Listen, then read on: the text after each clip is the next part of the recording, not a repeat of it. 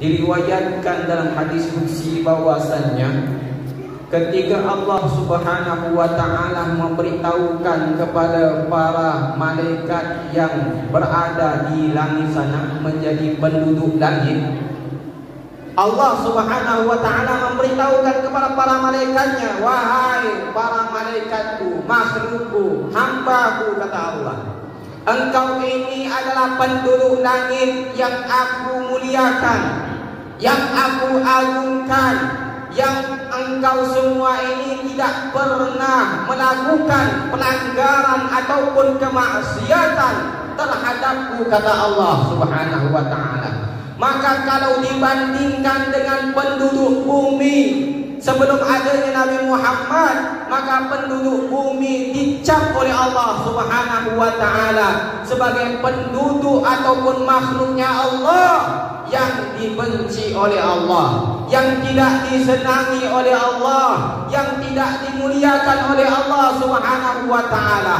Bahkan dalam Al-Quran kita ketahui bahwasanya malaikat pun sudah tahu kalau kita manusia ini sering berbuat salah, sering melakukan kemaksiatan, sering melakukan dosa.